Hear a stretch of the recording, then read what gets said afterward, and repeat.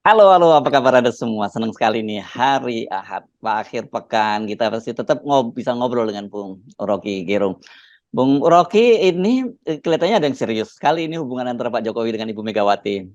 Gibran setelah kemarin menerima Pak Prabowo, mempertemukan Pak Prabowo, bukan menerima, mempertemukan Pak Prabowo dengan relawan Jokowi. Ini sebenarnya udah nggak ada tafsir lain apapun itu selain bahwa mereka memang keluarga ini rame-rame dukung Pak Prabowo. Itu dipanggil oleh DPP PDIP untuk menghadap hari Senin gitu ya. Dan ini saya kira menarik, apalagi kemudian ada juga pernyataan dari Efik Rudi, ini wali kota Solo yang ketua DPC dan pernah jadi wakilnya Jokowi, bahwa siapapun yang berkhianat pada Ibu Megawati akan dilaknat oleh Tuhan. Itu, itu akhirnya politik kita jadi soal keluarga, jadi Ya. soal personal. Dan hal yang mengingatkan kita bahwa kayak ada sindrom Mataram itu. Kalau gagal di dalam suksesi, dendamnya diwariskan tuh. Jadi maksud kita membuat demokrasi ini jadi urusan publik. Sekarang yang publik itu justru hilang. Ini republic without public gitu kan. Kita bayangkan apa misalnya kalau si Gibran dipanggil oleh PDIP sebagai apa? Sebagai kader PDIP pasti kan, bukan sebagai anak Jokowi itu. Ya, ya, Kalau ya. dia kader PDIP ditegur dengan cara apa tuh? Kalau Megawati negor Gibran, ya tegur aja sekalian Bambang Pacul, tegur aja sekalian Masinton, tegur aja sekalian segala macam yang bahkan mengolok-olok Ganjar kan. Nah, saya anggap bahwa nggak ada lagi kesempatan kita untuk menganggap bahwa politik itu adalah res publik, urusan publik tuh. Nah, ini pertanda bahwa kita buruk sekali itu. Upaya kita untuk memberitahu publik bahwa ada kesempatan untuk regain our future dengan investasi kembali nilai-nilai demokrasi. Itu yang nggak terjadi. Sementara sebetulnya saya bolak-balik ke Jawa Barat, banyak mahasiswa dalam seminggu ini mungkin udah 7 kali. Justru mahasiswa menganggap ini saatnya kita tata ulang nilai-nilai demokrasi itu tuh. Teman-teman pemuda ada yang bikin Serikat Demokrasi Indonesia itu berupaya untuk mengajak pemuda-pemuda se-Jawa Barat untuk menghidupkan kembali diskurs tentang demokrasi. Jadi bayangkan anak muda milenial berupaya untuk menghidupkan diskursus demokrasi, sementara elitnya berupaya untuk mengembalikan politik ke dalam genggaman feodalisme, kan gitu kontrasnya tuh. Ya, ya, ya, ya. Dan tapi yang terjadi ini sebenarnya lebih pada persoalan bagaimana mereka berebut kekuasaan di dalam ceruk yang sama lah gitu, karena ini sebenarnya masa kan sebenarnya ini satu PDIP dengan Jokowi itu tadinya satu, kalau bahasa Anda, satu kolam gitu ya. Ya, dulu saya bilang satu kolam. Oke. Sekarang satu karung Satu bolong. karung bolong, dan tapi satu rupanya ada yang udah mulai mau pindah kolam kan, begitu itu yang terjadi begitu ya. Iya, kita pantau PDIP kan sorry, PDIP Perjuangan yang kaderisasinya sebenarnya mandek di situ. Itu menyebabkan partai itu kehilangan momentum untuk mengembalikan Soekarnoisme. Jadi seolah-olah Soekarno kelelahan sehingga nggak ada lagi yang lirik itu. Padahal sebetulnya ikatan PDIP itu ada soal Soekarnoisme kan. Dan kelihatannya bagian ini yang justru hilang tuh. Soekarnoisme, Yunto Marhainisme nggak ada lagi. Ketika PDIP ditawan oleh oligarki itu, entah oligarki istana atau oligarki yang datang dari tradisi yang lain, tapi tetap PDIP kehilangan pek terhadap social justice. Jadi orang juga merasa, ya apa yang dipertengkarkan, kalau Gibran misalnya dipanggil akan ditanya apakah Anda masih Soekarnois atau enggak. Kan cuma ditanya apakah Anda Prabowois atau Jokowi sebetulnya kan, atau Megais tuh. Jadi ini sebetulnya intinya, dan kita baca di media massa bagaimana pertengkaran dalam PDIP itu makin absurd itu. Sementara di luar justru publik sedang tepuk-tepuk tangan tuh kalau terjadi balas dendam antara Jokowi dan Megawati berlanjut terus, maka hidupkanlah demokrasi dalam bentuk yang fatalistis tuh. Jadi di dalam PDIP sendiri gontok-gontokan itu dibaca sebagai ketiadaan kader. Kalau ada kaderisasi nggak mungkin ada gontok-gontokan. Kan tetap Jokowi kader PDIP, Gibran kader PDIP, Bambang Pacul kader PDIP, Masinton segala macam itu. Tapi keluar dari awal keluarga besar PDIP itu sebetulnya isinya faksionalisme itu dan tidak diikat oleh prinsip Soekarnoisme. Ya, ya, ya. Nah, tapi dengan peta terbaru ini kan artinya seperti kita juga bilang kemarin, ya bagaimanapun ini kelihatan sekali keluarga keluarga Jokowi ini udah nggak menutupi lah dukungan mereka terhadap Prabowo ya. Dimulai dengan sinyal dari Kaisang memakai kaos Prabowo, dan kemarin Gibran mempertemukan Pak Prabowo, Pak Prabowo sendiri ngaku kaget wah kalau ditemukan dengan relawan Jokowi oleh Gibran. Ini kan sebenarnya nggak usah disampaikan secara verbal, tapi sudah tahu bahwa memang pecah kongsi gitu. Nah, tapi yang jadi persoalan berarti kan ini makin berat buat Ganjar terutama yang menjadi calon presiden dengan didukung oleh PDIP, karena satu dia jelas tidak didukung oleh Pak Jokowi, dan kemudian dari sisi Pak Jokowi sekarang menghadapi dua front pertempuran dengan semuanya itu adalah tadinya adalah partner koalisinya. Dengan Surya Paloh dia berhadapan dalam soal Johnny G. Plate, dan sekarang dalam soal dengan Ibu Megawati soal dia lebih mendukung Prabowo. Ya, ini poin yang ingin kita pesankan pada Pak Ganjar supaya ambil inisiatif untuk mengumpulkan relawannya sendiri, lalu bikin public address kan Ganjar justru yang punya momen hari ini untuk mengatakan saya ditunjuk sebagai presiden, oleh karena itu saya menginginkan supaya tidak ada ribut-ribut di PDIP. Kan justru Ganjar yang mesti matang, bukan dia diam tuh. Kalau Ganjar tampil dan mengatakan, oke, saya tahu bahwa kalian netizen lagi memantau krisis di PDIP, agak bercanda aja kan. Ini kita ajarin sedikit si Ganjar nih. Dan karena itu saya mau tekankan bahwa ini adalah problem internal kami. Tapi kepastian pencalonan saya itu tidak mungkin dibatalkan. Kan gampang tuh. Jadi Ganjar harusnya inisiatif. Ini kita kasih ilmu sedikit lah. Supaya orang tahu bahwa kendati ada kasakusuk di PDIP, kendati ada dendam antara Megawati dan Jokowi, tetapi Ganjar tidak duduk di dalam bara dendam itu intinya tuh. Ini media, para pengasuh komunikasi politik Ganjar juga tuh buruk gitu, nggak bisa memanfaatkan momentum ini untuk dibalikkan menjadi optimisme. Iya. Justru kita yang optimis dukung Ganjar nih kelihatannya. Tapi dengan begini sekarang jadi sebenarnya bagusnya adalah petanya flat ya, tapi penting juga kita catat peringatan dari Adiana Pitbulo yang mengingatkan agar Pak Jokowi netral. Sayangnya ini dia mengucapkan Pak Jokowi agar netral ketika dia tahu bahwa Pak Jokowi tidak akan mendukung Ganjar. Mestinya kan Pak Jokowi netral tuh siapapun yang dicapreskan harus netral kan gitu. Itu juga itu kelihatannya bereaksi dia. Adian bereaksi terhadap posisi Jokowi, nggak ada gunanya. Jokowi udah ambil posisi, ngapain minta netral? Kan konyol kan. Jadi bikin aja joke, bikin aja satir. Oke, kami tahu sekarang Pak Jokowi punya koalisi sendiri. Oke, kami hormati itu. Jadi nanti kita ketemu di pemilu ya. Kan lebih enak begitu kan. Masa maksa presiden untuk netral, padahal kita udah tahu dia udah nggak netral. Yang dulu bisa maksa itu adalah civil society. Dulu waktu Jokowi pro Megawati dan berupaya untuk kirim sinyal bahwa dia masih anak buah Megawati, ya itu juga tidak netral sebetulnya. Jadi netralitas akhirnya berubah menjadi kalimat yang diplomatis tuh, dan itu buruknya kan. Jadi ini komunikasi politik ini semua soal kecerdikan mengucapkan kalimat di dalam rumor politik, di dalam basa-basi politik bahkan. Ya. Nah, kalau kita balik ke soal tadi ya, soal pemanggilan Gibran, saya kira ini akan jadi berita besar pada pekan depan ya, di awal pekan gitu ya. Apa yang Anda bayangkan skenario-nya kira-kira Bung Rocky? Saya bayangkan setelah keluar dari PDIP, Gibran ngoceh-ngoceh lagi tuh, ya dimasakin nasi goreng sama Bu Mega, usap-usap Bona, enggak usah baper, kira-kira begitu. Jadi ini juga akan dimainkan oleh Gibran kan.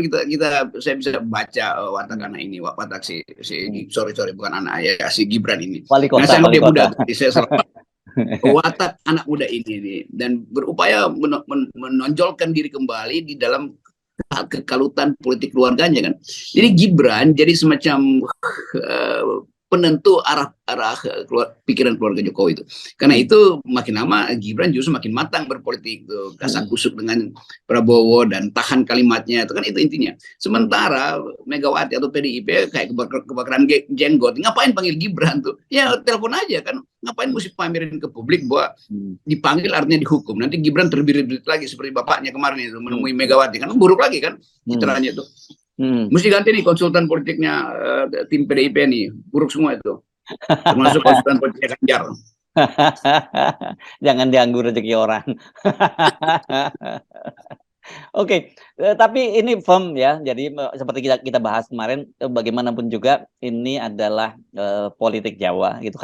Jadi khasanah pemilik politik Jawa, di mana Pak Jokowi udah kita duga sejak awal bahwa dia pasti akan melakukan pembalasan dendam, dan pembalasan dendamnya itu ya dilakukan rame-rame dengan cara mendukung Pak Prabowo gitu. Yang untung memang Pak Prabowo dalam hal ini ya, jadinya dalam konflik antara Ibu Megawati dengan Pak Jokowi. Prabowo diuntungkan, dan Prabowo orang yang dalam keadaan semacam itu dia senyum-senyum aja pasti kan, karena dia tahu posisi dia udah kuat, nggak ada lagi yang bisa menghalangi dia tuh atau membatalkan pencapresannya. Dalam pikiran Prabowo tinggal satu soal aja, asal Pak Jokowi tidak menghalangi udah bagus tuh, nggak mendukung pun nggak apa-apa tuh. Jadi Gerindra punya mesin yang sebetulnya udah siap jalan. Sementara PDIP yang tadinya lebih siap mesinnya daripada Gerindra sekarang tergopoh-gopoh untuk menghidupkan mesin yang ya susah lah itu. Kalau saya perhatikan ucapan-ucapan orang terhadap Ganjar, kayaknya dalam 1-2 bulan ini Ganjar mengalami delirium, mengalami kegugupan itu dan kegagapan. Mau ngapain sebetulnya kan? Jadi poin kita selalu itu seperti Anies saja. Anies tadinya udah lenyap juga sebetulnya dari pembicaraan publik. Tiba-tiba ada soal Joni Plate, lalu Anies mengambil resiko untuk bertentangan dengan Jokowi itu di dalam statement baru. Tapi orang menganggap oke, berarti ada poin baru tuh bahwa Anies merasa bahwa dia bisa mengucapkan pikiran politiknya, kendati dia masih ditawan oleh 3 partai ini dalam soal wakil presiden, kan gampang kan? Nah Ganjar juga bisa ambil pola yang sama aja kan Ganjar sama juga belum ada wakil presiden, tapi Ganjar bisa lebih vokal sebetulnya karena dia dengan rasa aman bisa mengatakan saya sudah ditunjuk, walaupun dia bercanda saya adalah petugas partai baru, tapi saya akan bertugas melebihi petugas yang lama, kan gampang. Buat bercanda begitu. Apa nggak bisa dapat kalimat begitu nih orang-orang ini? Gue buatin deh. Mungkin PDIP tidak pernah membayangkan ya bahwa situasinya akan terjadi macam ini karena sejak awal dulu PDIP itu sangat pede banget gitu ya, yang yakin bahwa nanti seperti dikatakan oleh Hasto bahwa bandul politik dari itu akan ditentukan oleh siapa calon presiden yang diusung oleh PDIP. Karena dia berkaca pada kasus Pak Jokowi dulu ya, ketika PDIP akhirnya mengusung Pak Jokowi, ya partai-partai lain akhirnya bergabung. Tapi dalam kasus Ganjar ini ternyata tidak gitu. Karena yang datang pun itu cuma P3, dan P3 ini kan kita tahu siapa partai seperti apa gitu. Itu kalkulasi Hasto selalu keliru tuh, kalau tidak lengkap. Artinya Hasto membayangkan bahwa Ibu Mega akan mencalonkan Puan, karena itu dipersiapkan kalimat-kalimat itu untuk mengatakan firm sebetulnya, walaupun Puan itu elektabilitasnya nggak cukup. Tapi saya bayangkan begini, kalau misalnya Puan dicalonkan Ibu Mega dan Ibu Mega kesel pada Jokowi, Puan setiap hari maki-maki Jokowi, elektabilitasnya naik. Lepas itu gampang aja kan. Politik Indonesia cuma antara otak sama dengkul kok jaraknya tuh. Jadi sebetulnya itu tuh terlambat aja kan. Nah sekarang kesulitan tuh. Hasto ya udah batinnya udah lain lah. Mungkin merasa kesel juga tuh karena yang dia bayangkan nggak terjadi misalnya. Demikian juga DPP PDIP yang lain tuh. Saya mampu untuk menilai sebetulnya keadaan retak di dalam PDIP itu. Nah retakan ini jangan sampai membuat pemilu juga ikut retak tuh. Jadi Ibu Mega mesti balik pada semacam kontemplasi itu dan pastikan bahwa PDIP harusnya keluar dengan wacana yang mutakhir, bukan dengan manggil-manggil orang. Itu artinya dendam, masih dendam kan. Ngapain anak muda kayak Gibran dipanggil tuh? Nah Gibran pasti ya akan manfaatkan itu justru untuk memperkuat posisi dia sebagai orang yang mengendorse Prabowo. Karena nanti dia akan bilang, ya setelah dari Ibu Mega, saya balik lagi ke Pak Prabowo ya, karena diundang Pak Prabowo buat naik kuda. Jadi lain lagi headline-nya kan kacau. Walaupun dia bercanda, tapi bisa jadi betulan. Atau betulan aja, saya usulkan aja begitu. Iya. Oke, tetapi dengan situasi terbaru ini saya kira ini analisis saya saja ya, Bung Rocky. Mungkin Anda bisa mengkonfirmasi atau mendinainya. Saya kira Pak Jokowi pasti akan menghitung ulang ya permusuhannya dengan Pak Surya Paloh gitu ya. Karena ini kan, karena dengan cara begitu kan dia akan menghadapi 2 front pertempuran kalau memang dia tetap keras terhadap Pak Surya Paloh, keras buat Megawati, dan perlu diingatkan lagi kan semua ini tidak akan menguntungkan Pak Jokowi, apalagi nanti setelah beliau tidak jadi presiden. Kalau semua kekuatan partai politik besar dia musuhi. Ya ini segitiga, namanya Bermuda Triangle, segitiga Bermuda itu yang bisa menyebabkan kita. Sudut pertama Jokowi, dia berkelahi dengan Mega. Sudut kedua Mega, dia berkelahi dengan Jokowi dan Surya Paloh. Sudut ketiga Surya Paloh sedang berkelahi dengan Jokowi dan Mega. Kan ini segitiga yang sama tumpulnya, bukan sama tajamnya. Tuh sudutnya tumpul sebetulnya, walaupun segitiga itu. Karena nggak ada poin di situ kan. Nah Jokowi tentu akan menghadapi 2 front, Surya Paloh dan Mega. Mega juga menghadapi 2 front, Surya Paloh dan Jokowi. Jokowi juga begitu tuh. Jadi kelihatannya ini di antara tiga orang ini nggak tahu apa sebetulnya ide tentang Indonesia tuh. Kalau ini berlangsung terus, kabinetnya udah pasti juga nggak bisa berpikir apa-apa, karena energi dibuang di situ tuh. Nah, supaya energi itu nggak hilang, mari kita manfaatkan energi mahasiswa yang masih dalam era reformasi berupaya untuk menjadi jalan ketiga di dalam politik Indonesia itu. Dan mereka lagi sibuk untuk mengucapkan pikiran baru tuh, lepas dari kalkulasi-kalkulasi dangkal hari ini. Ya apa sih yang kalau yang mereka pikirkan untuk mengatasi kebuntuan yang sekarang terjadi? Ini kan kalau dalam permainan ini saling mengunci kan, ini tiga orang tokoh ini akhirnya ya. Kita nggak tahu apa ujungnya. Jokowi pasti hanya punya satu poin, supaya seseorang yang dia endorse bisa mengamankan dia tuh. Surya Paloh punya poin yang lain, yaitu mencari jalan keluar, jangan sampai seluruh bisnisnya itu dirampok oleh Jokowi kan. Nah itu juga bahayanya kalau bisnis macam ini tergantung pada posisi kekuasaan. Bagaimanapun Pak Surya Paloh adalah pebisnis yang tangguh, tetapi di era-era Jokowi terlalu banyak hal yang dia peroleh dari konsesi-konsesi politik. Dan kalau orang buka misalnya, sangat mungkin bahwa problem BTS ini itu menyangkut konsesi politik yang lebih panjang, lebih jauh, dan macam-macam orang tuh. Itu rumitnya di situ di Nasdem. Nah, Megawati cuma satu soal, kadernya nggak ada kaderisasi tuh. Jadi bertiga ini sebetulnya lagi mengalami involusi itu. Apa itu? Dia itu spiral kekuasaan yang makin lama makin dangkal. Tapi buat kita itu semakin asik ya, situasi semacam ini ya. Kita asik tuh. Kita ingin betul-betul retak, lalu terjadi break yang lebih yang lebih kualitatif lah pertengkaran itu. Kalau ini kan tukar tambah doang.